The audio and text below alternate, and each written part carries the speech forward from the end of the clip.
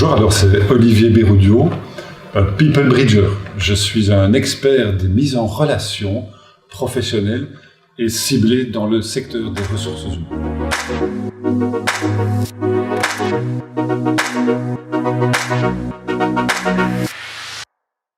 Je suis Ludivine Gustave, experte en stratégie et gestion de projet, conférencière et auteure du livre « Passer de l'idée à l'action, la méthode pour planifier et réussir tous vos projets ». Et dans ce cadre, je suis avec Olivier. Bonjour Olivier. Bonjour Ludivine. Qui est un expert en mise en relation. Exact. Alors ma première question pour toi sera comment gérer et développer son networking?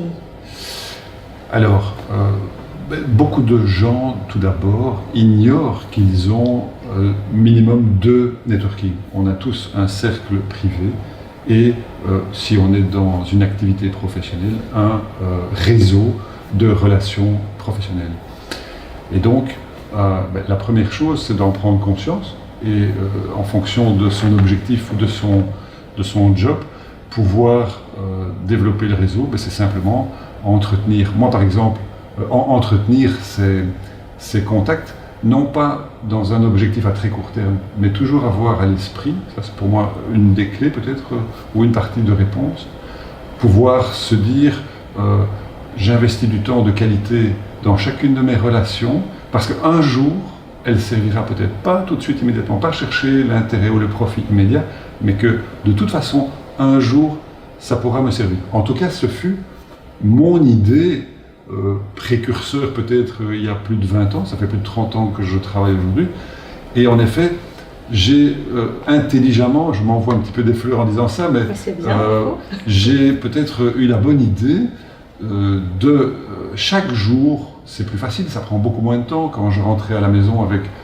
un nouveau contact, qu'il soit privé ou professionnel, je faisais dans les 2 cas le suivi, donc simplement encoder ça dans une base de données qui est le CRM historique, l'Outlook de Microsoft, pour ne pas faire la publicité de Microsoft, mais voilà, et cet outil a évolué en permanence, et moi je l'ai utilisé pour faire évoluer ma base de données privée finalement, qui mélange le privé et le professionnel. Et de ce fait, avec le poids des années, je remarque que, en effet, cette base a gonflé, parce que aujourd'hui, si on devait regarder, je crois que j'ai plus de 6000 contacts dans mon téléphone. Waouh, 6000 contacts. C'est énorme, évidemment, ils ne sont pas tous à jour, mais le fait d'avoir eu ce réflexe il y a si longtemps et de chaque jour mettre non seulement les coordonnées de chacune de ces personnes complètes comme on les retrouve sur les cartes de visite, mais également une petite note contextuelle dans quel cadre et dans quelles circonstances j'ai rencontré la personne. On fera le test quand nous nous sommes rencontrés il n'y a pas longtemps, Ludivine, j'ai bien noté. C'est pourquoi nous nous sommes rencontrés à la Chambre de commerce de Bruxelles. Et bien voilà, c'est tout simplement comme ça que j'ai fait évoluer, je ne vais pas dire ce concept, et que finalement, avec le recul aujourd'hui, il m'est très très utile, aussi bien au privé qu'au professionnel. Ici, ce que je note et ce que je retiens, c'est que effectivement, il faut aller à la rencontre de certaines personnes, mais surtout se créer sa propre routine pour maintenir sa base de contact. Oui, exactement. Et alors si je vais plus peut-être aussi dans le cœur de ta question, dans le sens aussi pour entretenir les relations, oui, c'est clair que il faut savoir donner pour recevoir. Ah, c'est une de mes phrases clés. J'aime bien dire qu'il y a plus de bonheur à donner qu'à recevoir. Et donc, j'ai toujours eu comment je veux dire, je suis animé tout le temps par rapport à cet aspect, ou cet outil, le networking, qui est quand même aujourd'hui primordial dans beaucoup de domaines, que, voilà, les contacts, je les ai j'ai nourri cette base de données de tous mes contacts, mais pas dans le but d'avoir le plus possible, et peut-être un jour 8000 et 10 000 contacts, ça n'a aucun sens. Mais le fait de justement pouvoir faire des liens et pouvoir les partager de nouveau tant privé qu'au professionnel, c'est un grand plaisir, un grand bonheur que ça serve au plus grand nombre finalement.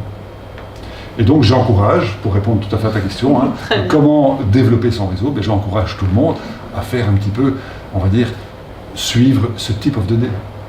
Avec ton expérience après 20 ans, quelle est pour toi l'importance du réseau? Mais je pense il y a plusieurs éléments. L'importance du ou voire des réseaux Tout à fait. Réside, selon moi, d'abord dans la valeur des gens qui nourrissent ce ou ces réseaux. Et donc pour moi, comme je l'ai peut-être déjà expliqué par rapport à la première question, la valeur que je porte dans les personnes avec lesquelles j'échange régulièrement et vers lesquelles, comme je disais là tantôt, je donne avant de recevoir.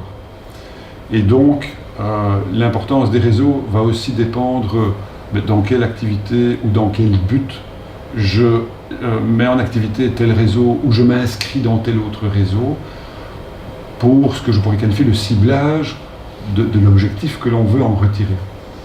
Et donc, moi, par exemple, j'ai catégorisé 3 types de réseaux, en tout cas d'un point de vue professionnel, qui, en fonction de la mission qui m'emploie, va peut-être être plus vers des cercles business ou va être plus vers des réseaux d'affaires bien ciblés ou des associations professionnelles, comme je suis plus dans la sphère RH actuellement depuis plusieurs années.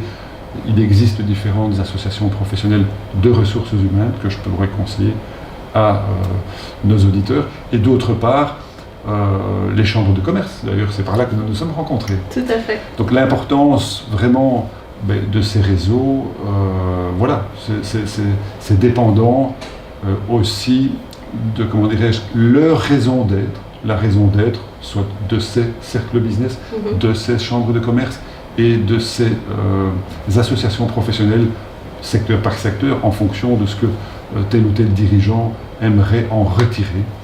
J'entends souvent des entrepreneurs ou des dirigeants qui m'entourent ou que j'accompagne dire ah ouais, mais j'ai tellement de travail que j'ai même pas le temps d'aller entretenir mon réseau ou d'aller rencontrer d'autres personnes. Quel conseil donnerais-tu aux entrepreneurs et aux dirigeants? Alors, en effet, il ne faut pas basculer dans l'excès inverse de se dire je vais m'inscrire à cette multitude de réseaux parce qu'au final on ne travaille plus. Et donc l'important, je reviens sur ce que je viens d'évoquer par rapport à la deuxième question, je pense ça va être de trouver un équilibre le plus juste et le ciblage par rapport à qui vous êtes ou quelle est votre organisation, quel est son secteur et la cible recherchée pour à ce moment-là pouvoir quand même, je pense que aller occasionnellement à certaines activités de petit déjeuner, de déjeuner business, voire d'after-work bien ciblé, valent tout aussi bien que de passer 4 heures au golf, où d'aucuns diront que c'est aussi très intéressant pour faire du business, mais ça, de nouveau on parle à ce moment-là de networking business, ça dépend de votre raison d'être et ça dépend de votre objectif. Donc le conseil pour clôturer sur la question, moi en tant que People Bridger, c'est en tout cas de sélectionner certaines de ces plateformes, si je puis dire, et certainement en tout cas de l'activer. Alors pour un autre plan, puisque je suis dans les ressources humaines, je clôturerai quand même en disant, pour la partie recrutement des personnes en transition professionnelle, moi en tant que People Bridger, je peux vous dire que si vous ne faites pas appel, si vous n'activez pas les réseaux privés et professionnels, vous allez savoir dès le départ que vous vous supprimez aujourd'hui, en presque 2018, plus de 65% de chances de vous retrouver un futur professionnel. Alors, à vous de choisir. Génial, merci Olivier pour ces précieux conseils et vraiment mettez-les en pratique. Trouvez ce qui vous convient, votre propre routine, créez votre équilibre. Nous allons donc nous arrêter ici. Merci Ludivine. C'était un plaisir. Partagez. Génial.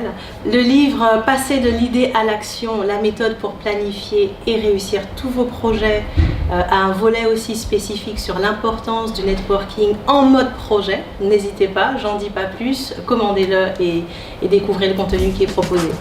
À très bientôt. Merci.